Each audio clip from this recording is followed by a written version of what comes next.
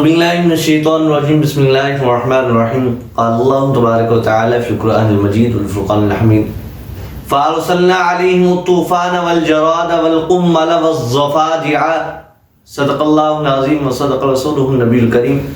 یہاں سے حضرت موسیٰ علیہ نبینا علیہ السلام کو اللہ تبارک و تعالیٰ نے جو معجزے عطا کیے تھے ان کا ذکر ہے۔ انبیاء علیہ السلام کے ہاتھ پر اگر خرق عادت کوئی چیز ہو اس کو معجزہ کہا جاتا ہے، کسی اللہ والے کے ہاتھ پر ہو تو اس کو کرامت کہا جاتا ہے۔ اگر کوئی شعبدہ باز ایسی حرکت کرے تو اس کی شعبدہ بازی ہوتی ہے اور کچھ بھی نہیں ہوتا،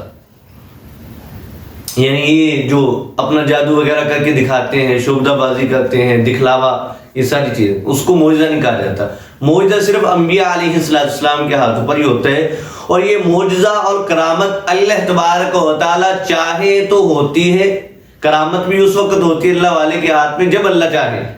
اور معجزہ بھی ایسے ہی کہ جب اللہ تبارک و تعالیٰ چاہے تو انبیاء علیہ السلام کے ہاتھوں پر معجزہ ظاہر ہوتا ہے، ورنہ نہیں ہوتا۔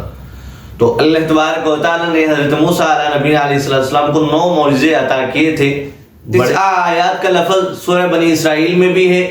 اور سورۃ نمل میں بھی ہے کہ اللہ تبارک و تعالیٰ نے 9 معجزے عطا کیے تھے۔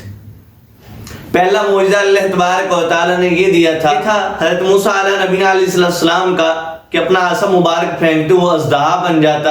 اور دوسرا معجزہ تھا گریبان کے اندر اپنا ہاتھ ڈالتے، جب واپسی اس کو نکالتے تو چاند سے زیادہ روشن ہو جاتا تھا۔ اور تیسرا معجزہ یہ تھا کہ قوم فرعون کے اوپر اللہ تبارک و تعالیٰ نے قحط سالی نازل کی تھی، جو بھی پچھلی آیت میں گزر چکا ہے واقعہ کہ پھلوں میں کمی، ہر چیز میں ان کی کمی ہو گئی تھی، اس قحط سالی ان کے اوپر مسلط کی تھی۔ چوتھا معجزہ یہ تھا کہ فَأَرْسَلْنَا عَلَيْهِمُ الطُّوفَانَ، کہ بھیجا ہم نے ان کے اوپر طوفان۔ حضرت امام بخاری رحمۃ اللہ علیہ اس کا معنی یوں کرتے ہیں کہ الموت الکثیر، کہ ان کے اندر موت کو اللہ تبارک و تعالیٰ نے کثرت سے کر دیا تھا کہ قوم فرعون کے اندر موت زیادہ، جیسے طاعون کی بیماری آ گئی اس سے لوگ بہت زیادہ مرے ان کے اندر، تو اس طرح موت بہت زیادہ تھی۔ والجراد، اور 5واں معجزہ تھا ٹڈی دل، مکڑیوں کے پورے جتھے ان کو فصلوں کو تباہ کرنے کے لیے بھیج دیے، جو ان کے پھلوں کو بھی تباہ کر کے فصلوں کو بھی تباہ کر دے، یعنی کہ ہر چیز ان کا نقصان کرے، وہ اللہ تبارک و تعالیٰ نے ان کے اوپر مسلط کی۔ اور 6واں معجزہ تھا کہ والقمل، قمل کے معنی ہے جوئیں، جو اکثر اوقات بدن میلا کچالا رہنے کی وجہ سے، بال زیادہ بڑھوتری کی وجہ سے، کنگھی وغیرہ نہ کرنے کی وجہ سے سر کے اندر پیدا ہو جاتی ہیں، وہ اللہ تبارک و تعالیٰ نے ان کے اندر مسلط کی تھی کہ ہر جگہ وہی ہوتی تھی ان کے اندر، چاہے بدن جتنا مرضی صاف ہو جاتا ہے ان کا پھر بھی ان کے اوپر مسلط رہتی۔ اور 7واں معجزہ یہ تھا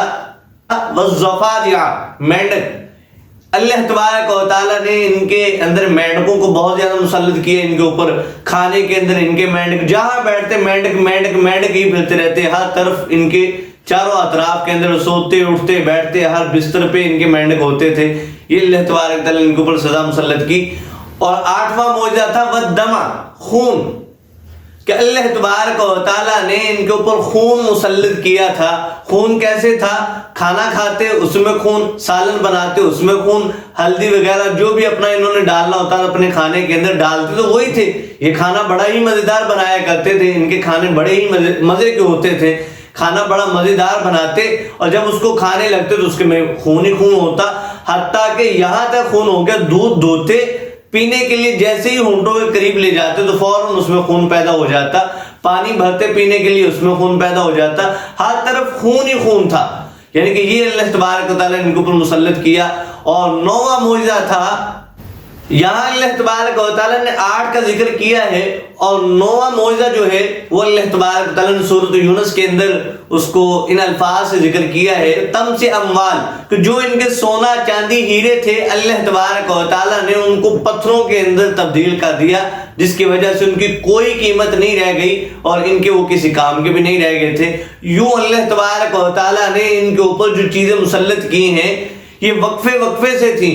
ایک وقت میں جوئیں تھیں ان کے اوپر مسلط، ایک وقت میں ٹڈی دل، اور ایک وقت کے اندر ان کے اوپر مینڈکوں کو مسلط کر دیا، ایک وقت میں خون ان کے اوپر مسلط کر دیا، اور ایک وقت میں اللہ تبارک و تعالیٰ نے ان کے اوپر ان کے سونے زیورات کو اللہ تبارک و تعالیٰ نے پتھروں میں تبدیل کر دیا، وقفے وقفے سے ان کے اوپر سزائیں آتی گئیں. اور حضرت موسیٰ علیہ نبی علیہ السلام کے لیے معجزہ تھا، وہ پیغمبر تھے، یہ ان کے لیے اس لیے تھا تاکہ یہ واپسی حضرت موسیٰ علیہ نبی علیہ السلام کی طرف لوٹ آئیں، ایمان لے آئیں ان کے اوپر، اور لا الہ الا اللہ کا نعرہ لگا دیں، اللہ تبارک و تعالیٰ کو وحدہ لا شریک مان لیں، غیر اللہ کی عبادت چھوڑ کر. آگے اللہ تبارک و تعالیٰ نے وہی ارشاد فرمایا فَاسْتَكْبَرُوا وَكَانُوا قَوْمًا مُجْرِمِينَ. پس تکبر کیا اس قوم نے، مجرم قوم تھی، جرم کرتی رہی، نہیں مانی، نہیں واپسی آئی، نہیں دین کے اوپر واپسی لوٹے، نہیں لا الہ الا اللہ کا نعرہ لگایا، نہیں موسیٰ پیغمبر علیہ السلام کو نبی مانا، اپنی ضد کے اوپر اڑے رہے. یہ ایسی ضدی قوم ہے. دعا اللہ تعالیٰ ہمیں سمجھنے کی توفیق عطا فرمائے.